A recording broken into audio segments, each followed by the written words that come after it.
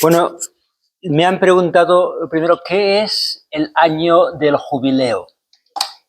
Es una tradición antigua, pero no antiquísima, que del tesoro de méritos o del tesoro de las oraciones y los méritos de los santos que la Iglesia acumula, cada vez que alguien es muy santo, deja en manos de la Iglesia, parte de ese tesoro de santidad, y la Iglesia lo puede aplicar a alguna intención particular.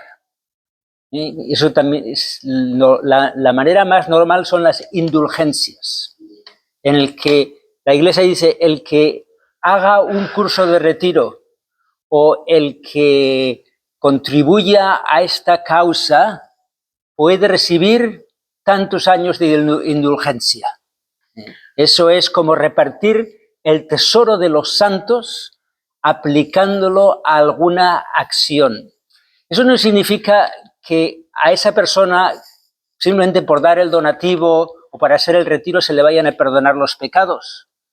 Lo que sucede es que es la pena temporal que queda después de haber sido perdonados los pecados, esa purificación del corazón, la Iglesia puede darle los méritos de los santos para que acortar el tiempo de purgatorio o incluso quitar toda la pena temporal. O sea que una de las obras que la Iglesia ha animado a la gente es hacer una peregrinación a algún lugar santo. Y hace muchos años empezó esa tradición de que de cada 25 años la Iglesia recomienda hacer una peregrinación a San Pedro, a Roma, a la iglesia de San Pedro, y cuando uno hace esa acción de ir de peregrinaje y cumple las condiciones requeridas, entonces recibe esa remisión de la pena temporal que uno merecía por el pecado. Y las condiciones son cumplir la obra, la peregrinación, o hacer el curso de retiro, o rezar el rosario como familia, o hacer media hora de oración delante del Santísimo. Todas esas son acciones que la Iglesia ha añadido una indulgencia. Entonces hay que cumplir la obra, rezar por las intenciones del Papa, ir a confesar una semana antes o una semana después de la obra. Y la condición más difícil es: hay que hacer un rechazo total de cualquier apegamiento al pecado, incluido el pecado venial. O sea que en el corazón uno tiene que rechazar cualquier cosa que nos separe de Dios. Cuando uno cumple todas esas condiciones, la Iglesia comunica ese tesoro del mérito de los santos. Por eso, esa tradición, estamos en el año 2025, pues el Papa ha declarado, continuando esa tradición, ese jubileo. Y se puede ganar en diferentes sitios. Este año el Papa, en vez de decir que se puede ganar en cualquier catedral, ha dicho no, solamente son en las 4 basílicas romanas. La Basílica de San Pedro, la Basílica de San Juan de Letrán, la Basílica de Santa María Mayor y la Basílica de San Pablo fuera de los muros. Son basílicas muy antiguas del tiempo de los romanos, luego se han ido mejorando, y son las 4 basílicas mayores de Roma, y esa es la tradición. ¿Alguna pregunta?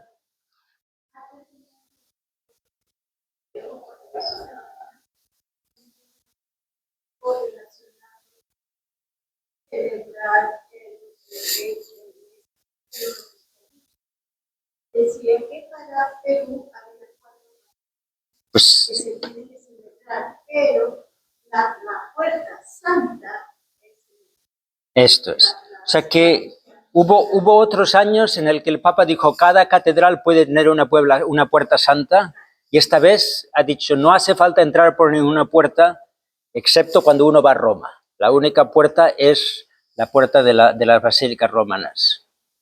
Es un poco purificar esas tradiciones para no crear confusión. Por eso el Papa ha intentado simplificar ese proceso. Muy bien. Entonces, con la fiesta de este domingo, el bautismo del Señor, acabamos el tiempo de Navidad y empezamos lo que se llama el tiempo ordinario. El tiempo ordinario va desde el final lo primero que se celebra en el año litúrgico es el Adviento y luego el tiempo de Navidad, que tienen misas propias. Y después hay 7, 8 o 9 semanas, bueno, a veces son 6, depende cuándo sea la fiesta de la Pascua, Easter, la Pascua de la Resurrección. La Pascua de la Resurrección siempre es la primera luna de primavera. Y como primavera, a veces la primavera es siempre el 21 de marzo, pero la luna a veces cae justo en el 21 de marzo, a veces la luna nueva cae 3 semanas más tarde. Por eso la fiesta de la Pascua cambia cada año. O sea que el tiempo ordinario empieza desde la fiesta del bautismo del Señor hasta el principio de la Cuaresma, 6, 7, 8 semanas, y luego, después de la Cuaresma y después del tiempo de Pascua, empieza de nuevo el tiempo ordinario, que siempre es de la semana 10 hasta la semana 32, que termina con la fiesta de la Cristo Rey. La fiesta de Cristo Rey es el último domingo antes de Adviento. O sea que, además de celebrar las grandes fiestas de la Pascua, que es la más importante, con la preparación de la Cuaresma y la celebración extensa del tiempo de Pascua, y luego la fiesta de la Navidad, con la preparación del Adviento, y luego la fiesta extendida de la Navidad hasta el bautismo, todo el resto del año vamos a seguir la vida pública de Jesús. ¿Qué es lo que Jesús predicó? ¿Qué es lo que Jesús hizo antes de llegar a su pasión en el Calvario? Y entonces eso lo reflejamos de acuerdo con un ciclo de lecturas. Hay un ciclo de cada 3 años. En el primer año nos centramos en el Evangelio de San Mateo. Y en todos esos 32 domingos del tiempo ordinario, bueno, 31, leeremos pasajes del Evangelio de San Mateo. En el año B, en esos 30 domingos del tiempo ordinario, leeremos pasajes del Evangelio de San Juan, de San Marcos. Pero como el Evangelio de San Marcos es más corto que los demás, en medio del tiempo ordinario, en el mes de agosto, hay 4 domingos en los que se lee el discurso del pan de vida del Evangelio de San Juan. Empieza con la multiplicación de los panes y luego la gente va a buscar a Jesús y Jesús le dice, me buscan porque comieron pan, si de verdad quieren yo les daré el pan de vida, y acaba diciendo, el que come mi carne y bebe mi sangre tiene vida eterna. Ese discurso se añade al tiempo ordinario, se toma de San Juan y se añade al tiempo ordinario del año de San Marcos. Y luego el año C, durante los 31 domingos del tiempo ordinario, leeremos del Evangelio de San Lucas. ¿Qué pasa con el Evangelio de San Juan? Bueno, el Evangelio de San Juan se utiliza sobre todo en la Pascua. El año se utiliza en diferentes momentos, pero sobre todo en esos 7 domingos de Pascua se lee cada domingo del Evangelio de San Juan. Y también parte de la Cuaresma se lee algo del Evangelio de San Juan. O sea que El Evangelio de San Juan aparece en diferentes sitios, pero en este ciclo de 3 años nos centramos cada año un poco más en un Evangelio. Eso aplica solamente a los domingos. Durante los días de semana, cada año se leen las 10 primeras semanas son del Evangelio de San Mateo, las 10 segundas semanas son del Evangelio de San Marcos y las últimas 10 semanas son el Evangelio de San Lucas. O sea que cualquier día de la semana normal, lunes, martes, miércoles, cada año en el tiempo ordinario seguimos 2 versiones de Mateo, Marcos y Lucas. Y así se cubre casi todo el Evangelio.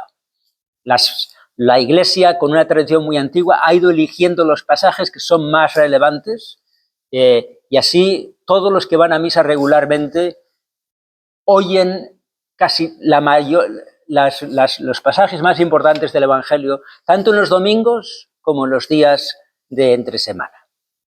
¿Alguna pregunta acerca de ese tiempo litúrgico y cómo las lecturas nos acompañan primero en el Adviento y en la Navidad y luego en la Cuaresma, con lecturas especiales que se refieren a eso, y luego durante el tiempo ordinario siguiendo la vida entera de Jesús? Y una cosa que siempre recomiendo cuando hay gente que quiere crecer en la fe, que quieren ser mejores cristianos, una de las cosas que yo siempre les recomiendo es: ¿han leído ustedes alguno de los evangelios del principio al final? Empezando con el capítulo número 1 y terminando con el final. Y yo, eso es una cosa que lo han dicho muchos santos, ¿no? Pero la mejor manera para rezar, hablar con Dios, es conocer a Jesús personalmente. O sea que cuando uno intenta leer el Evangelio, es bueno ir no solamente a buscar respuestas a preguntas, sino voy a ir a conocer a mi Dios a través de conocer a Jesucristo. Y ese consejo, ¿no?, de leer el Evangelio de principio a final, no se trata de leerlo de repente todo junto, porque a uno se le atraganta, porque acaba, sino que es bueno intentar leer un poquito cada día, medio capítulo cada día. Y lo importante no es tanto conseguir leerlo del principio al final, sino pasar un poco de tiempo con Jesús cada día para así ser más cercanos a Él, más conocerlo mejor y así estar más dispuesto a seguirle. O sea que uno lo puede hacer personalmente, y es una cosa que se recomienda mucho. Parte de cuando uno va a hacer un rato de oración delante del Santísimo, parte es leer el Evangelio y hablar con Jesús, pero es bueno saber que también todo eso está distribuido con las lecturas de los domingos y que si prestamos atención, después de cada año litúrgico, tendríamos que salir con el sentido: ahora conozco a Jesús mejor, porque durante todo este año he recorrido con Él, con la Iglesia hemos recorrido todos sus pasos, los momentos más importantes, y ahora estamos ya más dispuestos a seguir. ¿Alguna pregunta acerca de la lectura?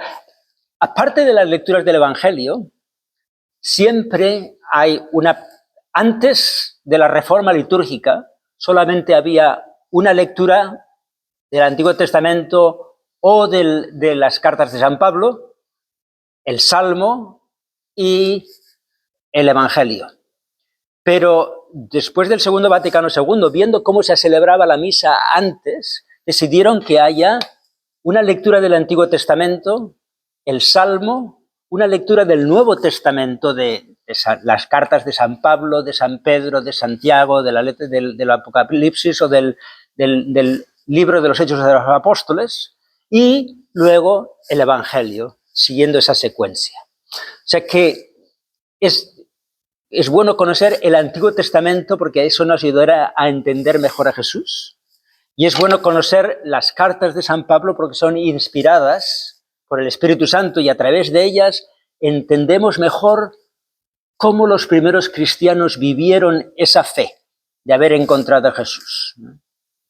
O sea que a participar en la misa es muy bueno darse cuenta que con ir a misa regularmente uno aprende mucho de Jesús, le conocemos mejor a través de oír y luego también a través de las homilías que intentan explicar algún aspecto de esas lecturas, cómo se aplican a nuestra vida.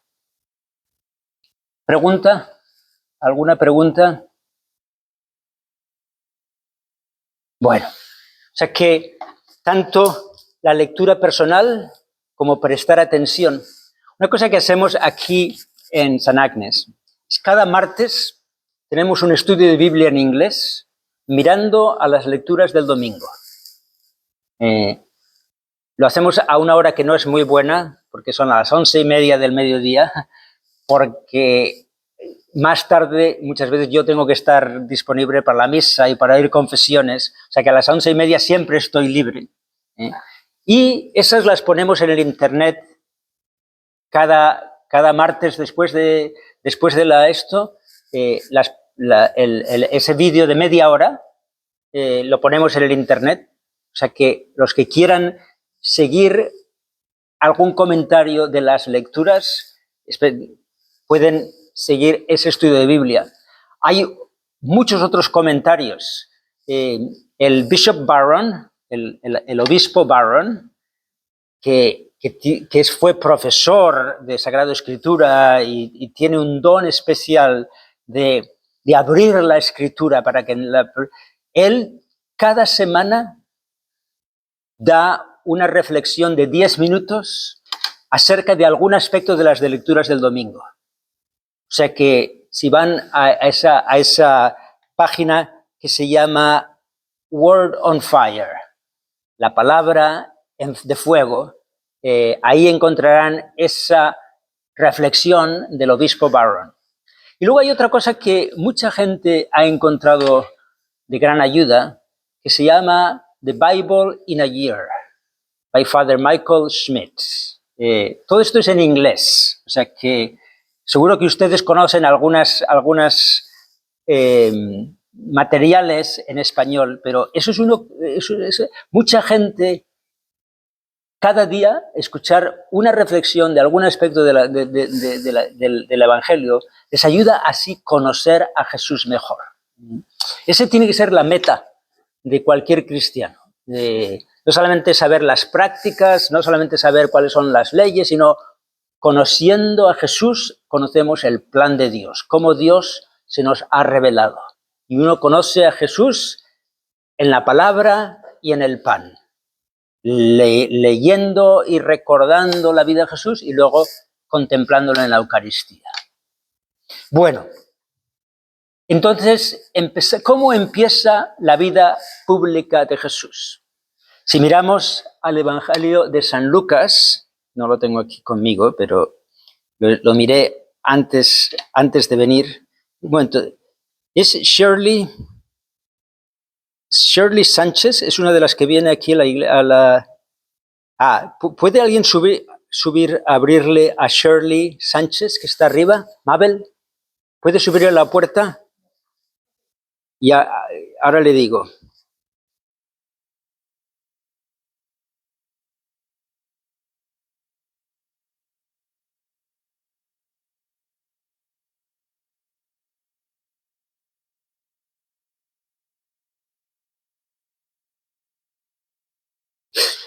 Si tienen la Biblia...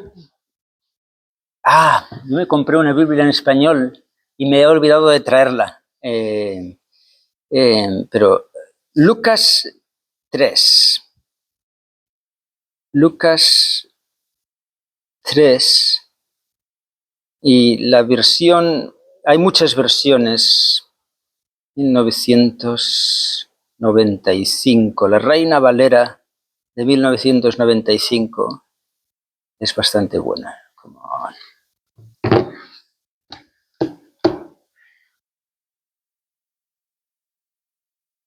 Bueno. ¿Usted va a hacer San Lucas capítulo 3? Capítulo 3. Bienvenida. Casi. ¿Viste el número en la puerta? Muy bien. Espero que no tuviste que pasar mucho frío. O sea que vamos a empezar cómo empezó la vida pública de Jesús. O sea, ¿qué es lo que hizo Jesús antes de su vida pública? No sabemos mucho. ¿Sabe? La última vez que aparece Jesús es cuando tiene 12 años, que va al templo y se queda por 3 días discutiendo con los escribas. Pero cuando Jesús empezó su vida pública, una de las primeras cosas que hizo fue ir a su pueblo, a Nazaret. Nazaret está en el norte de Israel, en la zona que se llama Galilea. Está un poco entre el mar de Galilea, que es un lago, y el océano. Hay una pequeña montaña. Ahí está Nazaret. Y de ahí creció Jesús. Pero cuando Jesús empieza su ministerio, Jesús lo empieza en Cafarnaún. Y Cafarnaún es un pueblo de pescadores que está al norte del lago de Galilea. El lago de Galilea es así un poco estirado para arriba, y justo aquí al norte hay varios pueblecitos, pero el pueblecito el que quedan más ruinas se llama Cafarnaún. Y ahí es donde Jesús pasó más tiempo. Pero después de haber empezado a hablar en la sinagoga y a hacer milagros, Jesús, una de esas primeras semanas, va caminando 2 horas, 1 hora, a Nazaret, 2 horas. Y fue a la sinagoga. Entonces, ahí es eso es una cosa que hacía Jesús al principio. Iba a la sinagoga. En la sinagoga no tienen misa, no tienen sacrificios como en el templo. ¿Qué es lo que hacen en la sinagoga? En la sinagoga empiezan cantando unos salmos y luego toman uno de los rollos de la escritura, lo abren, lo leen y alguien, a veces es el rabino, otras veces cualquiera, hace un comentario y luego terminan con otros himnos y otros cantos. Eso es el servicio de la sinagoga. O sea que muchas veces Jesús iba a la sinagoga y cuando leían, entonces cuando nadie se levantaba, Jesús se levantaba y digo, pues yo tengo algo que decir.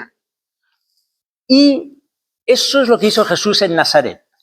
Fue a la sinagoga el sábado, leyeron del profeta Isaías, Jesús se levantó y entonces ahí nos dice simplemente que Jesús habló con gran autoridad, de manera que la gente estaba asombrada y decía, ¿de dónde saca tanta sabiduría? Y no lo dice San Lucas, pero lo dice tanto San Marcos como San Mateo, nos cuenta que la gente decía, ¿de dónde saca tanta sabiduría? ¿No es el carpintero? ¿O no es el hijo del carpintero? No dice carpintero, dice craftsman, el trabajador. Podía ser alguien que trabajaba con la madera, carpintero, podía ser alguien que trabajaba con las rocas, un escultor, ¿cómo se llaman? Un artesano, esto es. ¿No es el artesano o el hijo del artesano? O sea que con esa frase que está repetida tanto en Mateo y en San Marcos, nos da mucha información. Nos dice que Jesús no era conocido en su pueblo por ser alguien que estaba todo el día predicando y echando sermones, o por ser alguien que estaba siempre haciendo cosas extrañas, vagando por las montañas, haciendo abstinencias. No, era conocido como uno de los artesanos, uno más del pueblo. O sea que en esos años, desde que Jesús empieza a crecer hasta que tiene 33 años, en lo que se llama la vida oculta de Jesús, Jesús no hizo nada extraordinario, o por lo menos los evangelios solamente nos dicen que no hizo nada extraordinario. Y entonces, cuando cumple 30 o 33 años, hay división de opiniones, empieza Jesús lo que se llama la vida pública. Empieza su misión. ¿Cómo empieza Jesús su misión? Yendo al río Jordán, donde Juan el Bautista está predicando, anunciando que el Mesías está a punto de venir, que tienen que arrepentirse y hacer penitencia, y los que de verdad quieran arrepentirse pueden hacer el símbolo de ir al agua y dejarse lavar y salir del agua con una nueva actitud. O sea que ahí empieza la vida pública de Jesús. Jesús va al Jordán y le dice a Juan Bautista que él quiere ser bautizado. ¿Y qué le dice Juan el Bautista? Dice, tú tienes que bautizarme a mí, no yo bautizarte a ti. Y Jesús le dice, en el Evangelio de San Lucas no nos cuenta esto. En el Evangelio de San Lucas siempre nos dice, Jesús fue bautizado por Juan. Mateo y Marcos nos cuentan cómo San Juan no quiso bautizarlo. Digo, tú. Y Jesús dice, yo quiero cumplir toda la ley, quiero cumplir todos los requisitos, hazme caso, déjame. En el Evangelio de San Juan hay una diferencia. No dice que fue bautizado, simplemente dice que Jesús estaba allí con San Juan el Bautista y que en San Juan el Bautista lo señaló a dos de los que habían venido jóvenes y dijo, he ahí el Cordero de Dios que quita el pecado del mundo. Y esos dos eran Juan y Andrés, de los más jóvenes de los 12, que eran de Galilea, de Cafarnaún, ahí tenían ellos un negocio de pesca, y ellos son los primeros que conectan con Jesús. Van a Jesús y le preguntan, ¿dónde vives? Y Jesús les dice, Jesús les dice, ¿qué quieren? Y dice, ¿dónde vives? No es lo más, no se les ocurrió nada más, ¿no? Y dicen, y fueron y pasaron con él el resto del día. Eran como las 4 de la tarde. Y no sabemos de qué hablaron, pero sabemos que la conversación con Jesús fue tan interesante que se quedaron con él hasta bien entrada la noche. Y recuerdan exactamente la hora en que lo encontraron por primera vez. O sea, es algo que se les quedó grabado. O sea que de esos 3 relatos vemos que ahí empezó Jesús su vida pública y empezó a conocer a los que luego serían sus discípulos. Aparte del bautismo, ¿qué más pasa en el río Jordán? Lo que pasa es que se oye la voz de Dios Padre y algunos ven esa imagen del Espíritu Santo y la voz de Dios Padre dice, este es mi Hijo amado en quien tengo mi complacencia.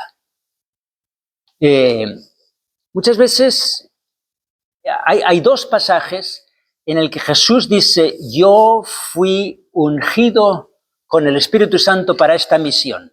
Eso lo dice en el Evangelio de San Lucas, luego en el capítulo 5, o en los Hechos de los Apóstoles, San Pedro, me parece que San Pedro, en el capítulo 10, cuando dice, Jesucristo fue ungido por el Espíritu Santo con poder y fuerza para cumplir esa misión que tenía. O sea que esa voz del Padre y esa presencia del Espíritu Santo le dan a Jesús el principio de su misión. Le dicen, aquí empieza ahora tu misión de hacer presente el reino de los cielos.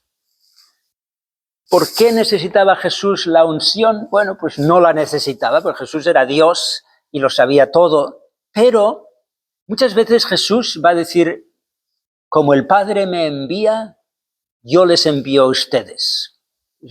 Especialmente en el Evangelio de San Juan, hay como unas 15 veces que Jesús se refiere, así el Padre me ha enviado. O sea que ese momento de salir del agua y oír la voz del Padre significa que ahora empieza esa nueva manera de Jesús de vivir. Ahora va a empezar esa misión de anunciar y hacer presente el reino de Dios. ¿Alguna pregunta acerca de este momento que vamos a leer este domingo en la lectura? Así empieza la vida pública de Jesús. ¿Alguna pregunta antes de que haga yo otro comentario? Sí. Mi pregunta tiene que ver con la relación entre Juan Bautista y porque si son primos nunca se ve como... La palabra primos es muy general, muy genérica, o sea que no significa que fueran primos primeros. La Virgen María era una muchacha de 15, 16 años. Isabel tenía 60 o 70 años. O sea que eran parientes. Pero qué nivel de parentesco no sabemos. Pero María era prima, Pero nunca se ve como que Jesús conoce a Juan. Primero porque Juan le saludó cuando estaba en el vientre de su madre, ¿no? Pero no nos han contado de ningún detalle. Sabemos que Jesús, una vez San Juan el Bautista fue arrestado, entonces la gente de Juan el Bautista vienen a preguntarle a Jesús, ¿es ahora que vas a empezar? O sea que sí que hay algo de comunicación, pero los evangelistas simplemente nos cuentan la historia de que Juan el Bautista preparó la venida de Jesús y eso es lo único que nos quieren contar. No nos quieren contar si vivieron en pueblos, vivían a 300 kilómetros de distancia, porque Isabel vivía cerca de Jerusalén, el pueblo de Ain Karim está a media hora de Jerusalén, mientras que Jesús vivía en Nazaret, pero seguramente se encontraban cada año cuando Jesús iba al templo, o sea que se debieron encontrar, pero para los evangelistas eso no era importante. Lo importante es que Juan el Bautista fue el que preparó el principio de la vida pública de Jesús. ¿Alguna otra pregunta acerca de ese principio de la vida pública de Jesús? El Papa Benedicto, cuando escribió el libro Jesús de Nazaret, empieza, el libro principal es la vida pública de Jesús, y empieza con eso, Juan el Bautista, el testimonio de Juan el Bautista, qué podemos conocer de él, y pone atención el Papa Benedicto al hecho de que Jesús fue al agua a bautizarse. Y dice, en las tradiciones de los primeros siglos, del siglo IV y siglo V, siempre representan el bautismo en el Jordán como si fuera un agujero lleno de agua. Y ese agujero es un agujero en una montaña que es casi como una tumba. Parece un poco como una tumba. Y decía, esto es porque aquellos primeros cristianos veían el bautismo de Jesús como lo que luego diría San Pablo, morir a la vida vieja para salir del agua renacidos a la vida nueva. O sea que decía, Jesús fue a morir a la vida vieja, a la vida de los pecadores, para luego salir del agua y empezar a ser presente el reino de Dios. Pero decía el Papa Benedicto, Jesús es el único hombre, el único ser humano que no necesitaba hacer penitencia, porque nunca había dicho que no a Dios y porque no había tenido el pecado original. O sea que hubiera sido muy fácil de entender que Jesús dijo, todos sigan yendo ahí, yo soy el único que no tengo que ir. Pero en vez de hacer eso, Jesús quiere decir, no, yo me uno a todos ustedes que tienen que hacer penitencia. Yo bajo al agua diciendo, nosotros seres humanos hemos pecado. Tenemos que pedirle a Dios que nos perdone. O sea que decía el Papa Benedicto, ese es el acto de humildad más grande. Jesús ponerse en nuestro lugar. Y decía, en el fondo, ese bautismo es un anticipo de la cruz. Jesús en la cruz toma nuestros pecados sobre sí mismos. Y eso nos ayuda a entender que Jesús no simplemente, pues mala suerte, le traicionaron y acabó ahí y entonces lo ofreció. No, Jesús ha venido a eso, a tomar, y decir, utiliza el Papa Benedicto, utiliza una palabra, una frase que dice, Jesús se pone el traje de los pecadores, ¿no? ¿Cómo se llaman en las procesiones de Semana Santa el vestido de los penitentes? ¿Hay algún nombre que le dan una especie de saco? O sea, que Jesús en inglés lo dice, he puts on the garb of the sinner. Es decir, en vez de decir, yo soy el único que no soy pecador, dice, nosotros pecadores vamos a pedirle perdón a Dios. Y cuando sale del agua, utiliza uno de los evangelistas la expresión, el cielo se rasgó abierto y se oyó la voz del Padre. Y decía el Papa Benedicto, ese acto de humildad y de amor de Jesús, de tomar sobre sí mismo la condición de pecador, eso es lo que rompe los cielos, eso es lo que rompe lo que nos separa de Dios. Y gracias a esa acción, la voz de Dios se hace presente, o esa nueva manera de presencia de Dios. Jesús ha roto lo que nos separa de Dios con ese acto de humildad. De la misma manera que eso es lo que hará en la cruz. En la cruz, Él borra los pecados. Pero esa imagen gráfica, ¿no?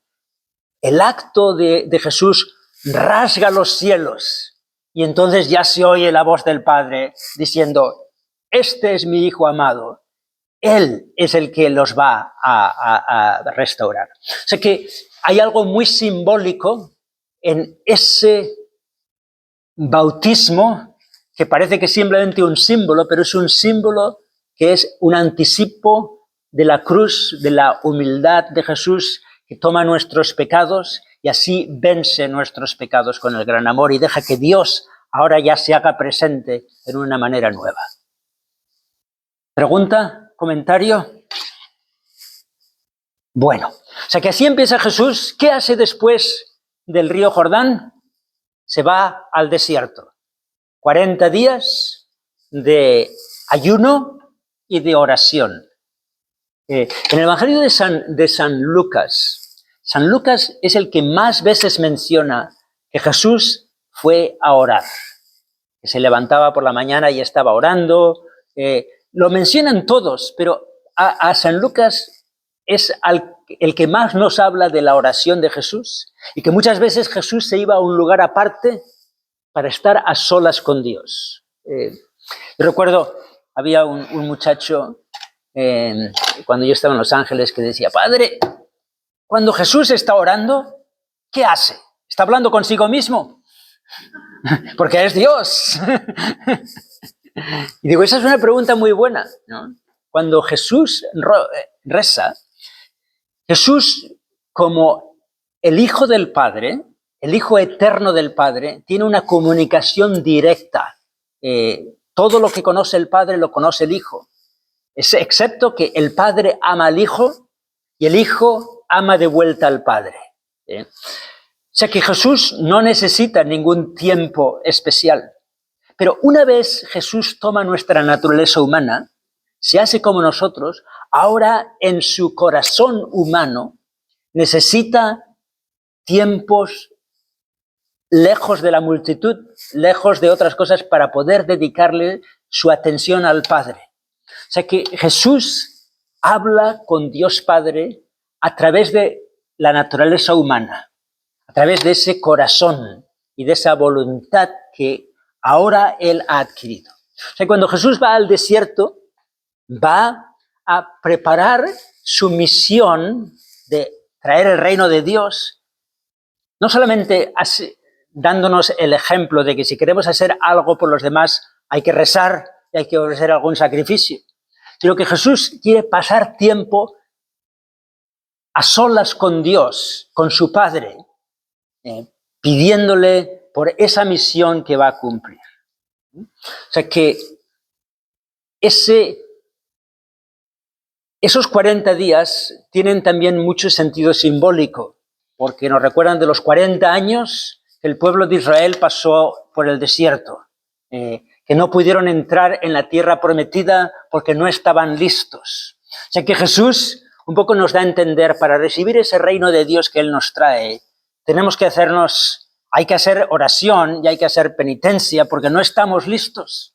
Porque a veces vamos a Dios no solamente a escuchar lo que Dios nos dice, sino vamos a decirle a Dios lo que tiene que hacer. O sea que a veces tenemos que cambiar nuestro corazón. O sea que Jesús nos da ejemplo de cómo prepararnos para que el amor de Dios entre en nuestra vida. Empezamos buscando momentos a solas con Dios y ofreciendo algún sacrificio para así estar más listos a recibir ese reino de Dios. Después de eso vienen las tentaciones en el desierto. Eso lo dejo para la próxima. Yo creo que podemos hablar de las tentaciones cuando lleguemos a la Cuaresma. Y entonces, justo después, Jesús aparece en Galilea y aparece, como yo decía, yendo a la sinagoga, hablando y la gente quedándose asombrada de qué bien hablaba. Pero en los primeros capítulos del Evangelio no nos cuentan qué decía Jesús. No solamente nos cuentan, Jesús fue ahí, habló y la gente decía, ¡wow! ¡Qué bonitos son sus palabras! O sea que los evangelistas nos están diciendo, el mensaje de Jesús, lo más importante es su persona. El mensaje es, Dios está con nosotros aquí, está hablándonos y está haciendo presente su compasión. Luego, más adelante, oiremos todas las parábolas de cómo amar al prójimo y amar a los enemigos, pero al principio los evangelistas no se centran en decir, Jesús nos dijo que el cielo es así y nos dijo que hay que ir a confesar. No, simplemente Jesús nos dijo, el reino de Dios está aquí y yo lo estoy haciendo presente. Y la gente decía, wow, se llenaban de entusiasmo. Y entonces Jesús probaba que el reino de Dios estaba aquí haciendo milagros, demostrando que Dios estaba actuando a través de él, dando salud y dando vida nueva. O sea que el principio del Evangelio aparece Jesús, recibe esa misión del Padre, va al desierto para prepararse y luego va a Galilea y ahí es donde empieza a ser ese presente, ese anuncio. El reino de Dios está aquí. En la siguiente clase dedicaremos las sesiones ¿qué significa ese anuncio? El reino de Dios está aquí. O sea que en el fondo es Dios está actuando de una manera nueva a través de mí. Pero eso lo explicaremos con más detalle en la próxima clase. Pero es bueno ver que así empieza la vida de Jesús. Empieza yendo a la sinagoga y luego veremos cómo haciendo discípulos. Muchas veces Jesús habla a las multitudes, pero entonces muchas veces habla a aquellos que ya han decidido seguirles y a ellos les explica las parábolas y todo eso. O sea que al principio de su vida Jesús empieza a hablar en la sinagoga, hace algunos milagros, anima a todo el mundo a recibir el reino de Dios, pero empieza a buscar esos discípulos y llama a Pedro, a Santiago, que ya habían conocido en el Jordán. Había conocido a 4 de ellos. O sea que en la próxima sesión veremos cuál es esa primera predicación, esos primeros milagros y esos discípulos que hace Jesús en Galilea, especialmente en Cafarnaún y en los pueblos vecinos. ¿Alguna pregunta? Muy bien, pues terminamos con una Ave María. Dios te salve María, llena eres de gracia, el Señor es contigo. Bendita tú eres entre todas las mujeres, y bendito es el fruto de tu vientre, Jesús. Santa María, Madre de Dios, ruega por nosotros pecadores, ahora y en la hora de nuestra muerte. Amén. En el fondo, lo que quería comentar yo es que de esa misma manera Jesús se hace presente ahora. O sea, que Jesús se hace presente a veces actuando de manera muy normal, pero diciéndole, Dios está aquí entre ustedes. O sea, que todo eso que pasó sigue pasando ahora. Y es bueno recordarnos, de esa manera que empezó Jesús sin hacer grandes estrépitos, así muchas veces Jesús se hace presente en nosotros y nos da esa esperanza y ese ánimo. De eso hablaremos más la próxima vez.